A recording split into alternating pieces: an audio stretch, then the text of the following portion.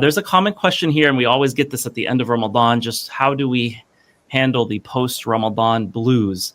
Because there's been so much, especially pre-Ramadan, we had, months of everyone seeing this, the very devastating news in Gaza and the videos. Many people kind of fasted from social media maybe for an entire month, and they're worried about what happens after Ramadan with their own hearts. So what advice would you give about post-Ramadan blues? Well, a couple of things. One, the Prophet ﷺ did not increase in Ramadan. We forget that. The one thing in Ramadan, especially the last Ramadan, Jibril they did more work on the Quran because it was going to be finalized and given to the Sahaba as the final version. But the Prophet ﷺ كان يذكر الله في كل أحيانه, and Aisha radiallahu anhu has wonderful things to say about his state. So the most important thing, the Prophet ﷺ, there's a hadith in Imam al-Tirmidhi that Ibn Abbas radiallahu anhu relates. And some of them, they say, the hadith has nadar. But this hadith is an established practice of the Muslims. Irrespective of the chain, it's an established practice, and its meaning is absolutely sound. And fadail al-amal are understood. This whole modern thing of rejecting hadiths because of some weakness in their chain in fadail al-amal is a bid'ah in and of itself. It's a bid'ah. It's a modern bid'ah. None of the Salaf did that. So in this hadith, a man asked the Prophet, سأل رجل يا رسول الله ما أحب الأعمال إلى الله, and in a riwayah, ما أفضل الأعمال إلى الله. What are the most beloved or virtuous acts to Allah? And the Prophet said, sallallahu alaihi wasallam, was reported to have said, كما قال الحال المرتحل, الحال المرتحل. And they asked him, what's al-hal al-murtahil? Ma al-hal al-murtahil?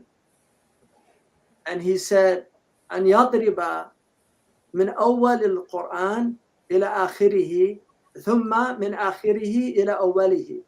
That he reads the Quran from the beginning to the end, and then he goes back to the beginning. So that's the hal al-murtahil. You ahalla thumma irtahal. Like you come to, you alight at the end and you start again at the beginning. And so this is one of the most important practices of the Muslims. And this is why every Muslim who's serious about their religion should do a khatam every month. Imam al-Ghazali says about ثُمَّ أَوْرَثْنَا الْكِتَابَ الَّذِينَ اصْطَفَيْنَا مِنْ عِبَادِهِ فَمِنْهُمْ ظَالِمٌ لِنَفْسِهِ وَمِنْهُمْ مُقْتَصِدٌ وَمِنْهُمْ سَابِقٌ بِالْخَيْرَاتِ بِإِذْنِ اللَّهِ. So the first one is ظَالِمٌ لِنَفْسِهِ. He's wronged himself. Imam al-Ghazali says that's the one who recites it once a month. The muqtasid recites it twice a month. And the sabiqun bil khairat recites it 4 times, once a week. And I guarantee you the practice of the great scholars of Mauritania, they recite the Quran weekly. And that's why if you watch Mauritanians when they quote the Quran, it's amazing their istihdar of the Book of Allah, because they're just constantly. Shaykh Abdullah, once a week, sometimes every 4 days. And I've traveled with him many times in the car, wherever he is, he's just constantly reciting the Quran. That's his dhikr. Marabt al-Hajj constantly recited the Quran. It's constantly on his tongue. So al-hal al-murtahil is very important. This takes 15 minutes in the morning. In Morocco, they do a hizb in the morning and a hizb in the evening. There are 250,000 khatma every month in the masajid of Morocco, according to the Ministry of Awqaf.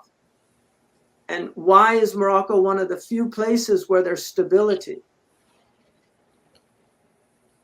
The Quran is a great protection. And if you read the rahalat of our ummah, you'll find like Ibn Jubair. Read his rahla, it was translated into English, it's beautiful. They went everywhere, they did khatam in all the mosques. It was just very common. do what I would recommend is do the way that I do it, and the way the Moroccans do it, is start on the first day of the month, of the lunar month. So you always know, like tonight, I'm on the 29th juz, because it's the 29th, but I'll know that in any month it's the 29th, because you're on the 29th juz.